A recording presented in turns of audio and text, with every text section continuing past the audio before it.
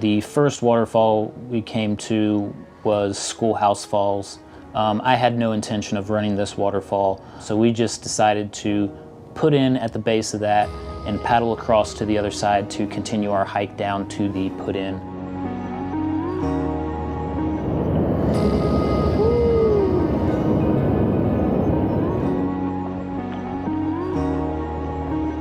We had a few minutes of flat water that we had to paddle before we got to the first major waterfall called Warden's Falls. You going third? Nervous? Huh? A tiny bit.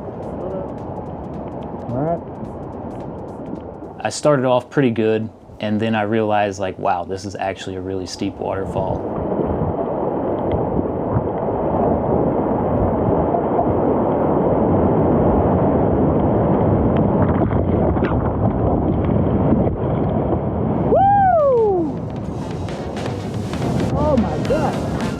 Looking back up at the waterfall and seeing this giant waterfall that I had just came down really gave me a sense of excitement and accomplishment to just sit at the bottom and look at this thing. Dude, that's crazy!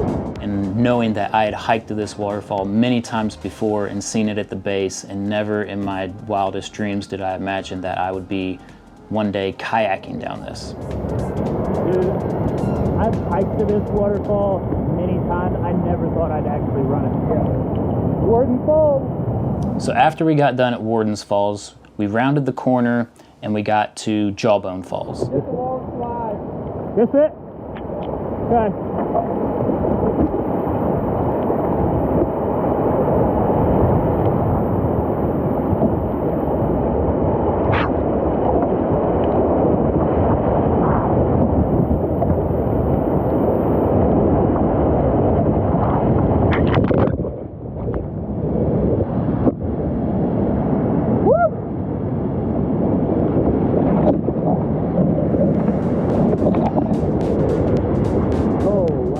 So we decided we'd run multiple laps on Jawbone Falls since it's an easy hike back up to the top. What we would do is I would run the falls and all three of them would be sitting there filming, watching, cheering me on.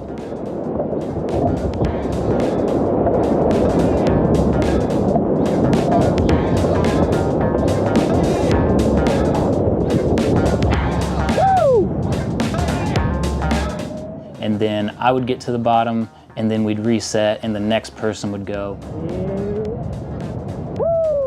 And at the end of the day, it's really nice to see essentially these people that I've never known before support me as I'm going down this waterfall and filming. And I think that's a great thing about the kayaking community is by large, all of us are really supportive of each other. These guys are all really good boaters, and I can trust them to get me down this river. Sometimes it might be a little intimidating to be out on a river with a bunch of people who are better than you, because you may be worried that, you know, they're going to have to carry you through, or you're not good enough to be with this group.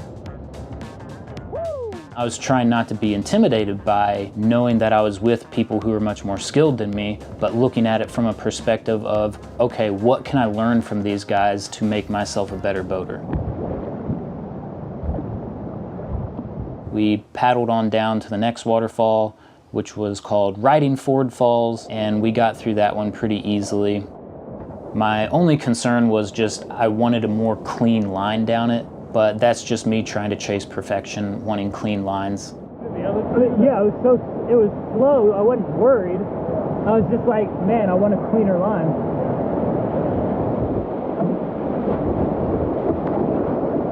What's this? So it's a little drop, it's got like a big elbow in it. Elbow Falls was the next significant waterfall that we would come to. And it, there's a booth on the left, and kind of a mean hole.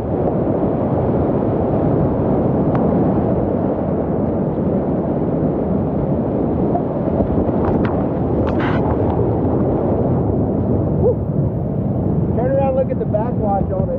I know, it's awesome. So the last waterfall that we'd be going down is called Red Butt Falls. And the reason this waterfall is called Red Butt Falls is because people would slide down it during the summer, and as they're sliding down with it, they end up with a red butt.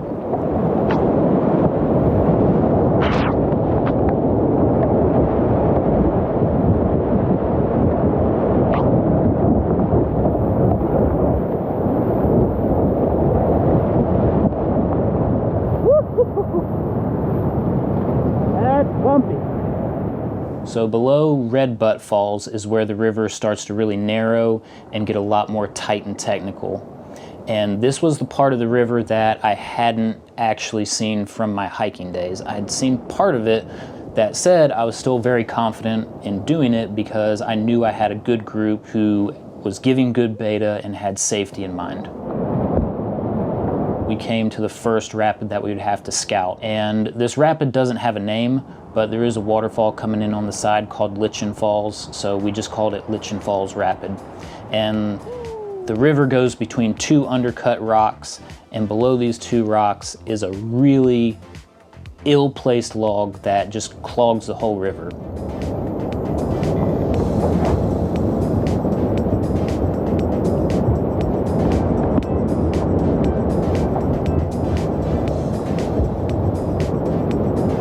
Nice job. I decided since my boat was already out of the water, I was just gonna walk this one.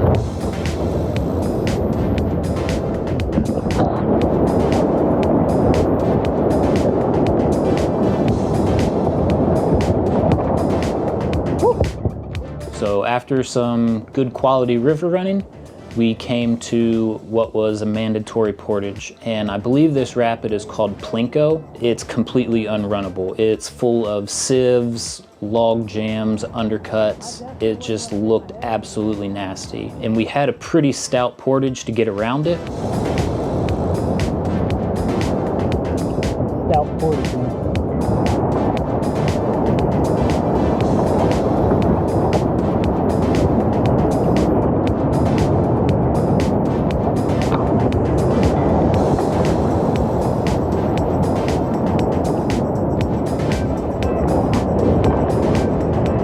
After that, we paddled out to the bridge, and that was it for Panthertown.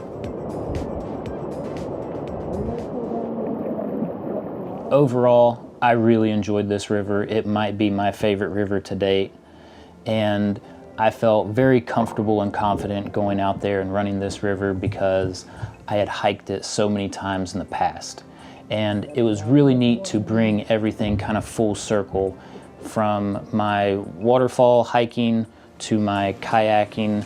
And whenever I moved down here to North Carolina, that was the first place I moved down to, was that part of the state. It was a goal of mine to get out there, and I was excited to accomplish that goal. I had a really great crew out there as well.